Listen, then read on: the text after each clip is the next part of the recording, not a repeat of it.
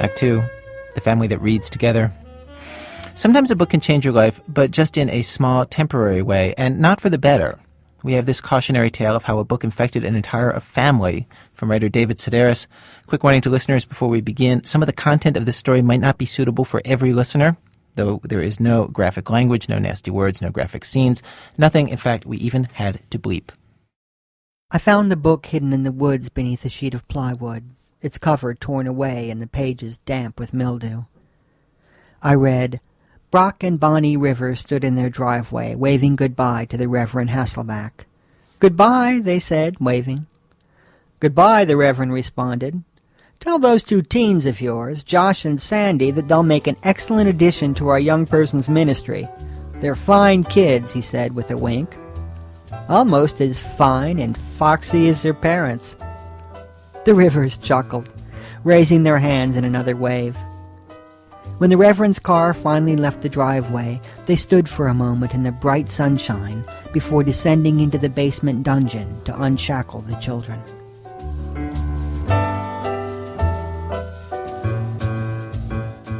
The theme of the book was that people are not always what they seem. Highly respected in their upper-middle-class community, the Rivers family practiced a literal interpretation of the phrase, "love thy neighbor." Limber as gymnasts, these people were both shameless and insatiable. Father and daughter, brother and sister, mother and son, after exhausting every possible combination, they widened their circle to include horny sea captains and door-to-door knife salesmen. Yes, these people were naughty, but at the age of 13 I couldn't help but admire their infectious energy and spirited enjoyment of life.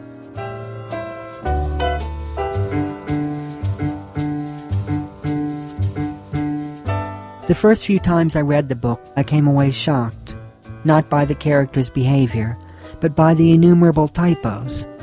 Had nobody bothered to proofread this book before sending it to print? In the opening chapter, the daughter is caught fondling her brother's keck in the dining room.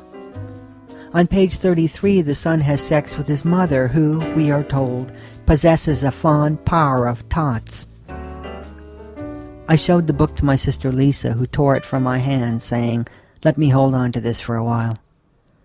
She and I often swapped babysitting jobs and considered ourselves fairly well read in the field of literary pornography. "Look in the parents' bedroom beneath the sweaters in the second drawer of the white dresser," she'd say. We'd each read the story of O and the collected writings of the Marquis de Sade, with one eye on the front door, fearful that the homeowners might walk in and torture us with barbed whips and hot oils. "We know you," our looks would say as the parents checked on their sleeping children. "We know all about you."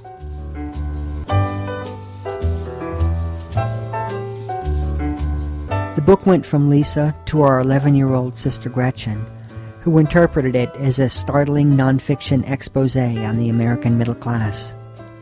"I'm pretty sure this exact same thing is going on right here in North Hills," she whispered, tucking the book beneath the artificial grass of her Easter basket. "Take the Sherman family, for example. Just last week I saw Heidi sticking her hands down Steve Jr.'s pants." "The guy has 2 broken arms," I said. "She was probably just tucking in his shirt." "Would you ask one of us to tuck in your shirt?" she asked. She had a point. A careful study suggested that the Shermans were not the people they pretended to be. The father was often seen tugging at his crotch, and the wife had a disturbing habit of looking you straight in the eye while sniffing her fingers. A veil had been lifted, especially for Gretchen, who now saw the world as a steaming pit of unbridled sexuality. Seated on a lounge chair at the country club, she would narrow her eyes, speculating on the children crowding the shallow end of the pool. "I have a sneaking suspicion Christina Youngblood might be our half-sister," she said. "She's got her father's chin, but the eyes and mouth are pure mom."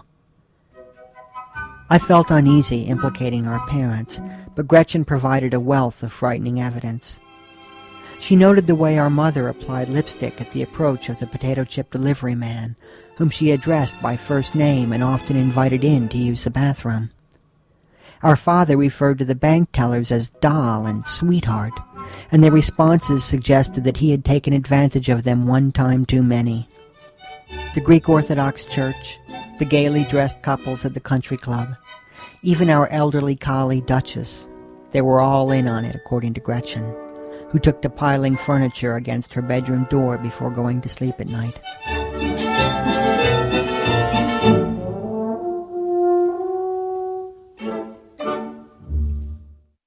The book wound up in the hands of our 10-year-old sister Amy, who used it as a textbook in the make-believe class she held after school each day. Dressed in a wig and high heels, she passed her late afternoon standing before a blackboard and imitating her teachers.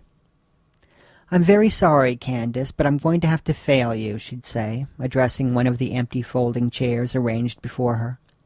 "The problem is not that you don't try. The problem is that you're stupid. Very, very stupid. Isn't Candace stupid, class? She's ugly, too. Am I wrong? Very well, Candace. You can sit back down now. And for God's sakes, please stop crying. Okay, class, now I'm going to read to you from this week's new book. It's a story about a California family, and it's called Next of Kin." If Amy had read the book, then surely it had been seen by 8-year-old Tiffany, who shared her bedroom, and possibly by her brother Paul, who at the age of 2 might have sucked on the binding, which was even more dangerous than reading it. Clearly this had to stop before it got out of hand. Even our ancient Greek grandmother was arriving at the breakfast table with suspicious-looking circles beneath her eyes. Gretchen took the book and hid it under the carpet of her bedroom, where it was discovered by our housekeeper, Lena, who eventually handed it over to our mother. "I'll make sure this is properly disposed of," my mother said, hurrying down the hallway to her bedroom. Penetration, she laughed, reading out loud from a randomly selected page. "Oh, this ought to be good."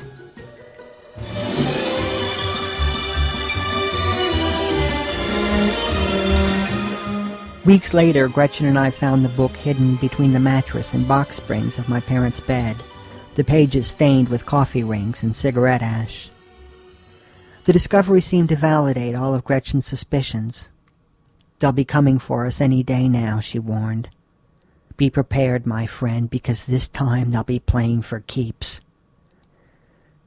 We waited. I'd always made it a point to kiss my mother before going to bed, but not anymore. The feel of her hand on my shoulder now made my flesh crawl. She was hemming a pair of my pants one afternoon, when, standing before her on a kitchen chair, I felt her hands graze my butt.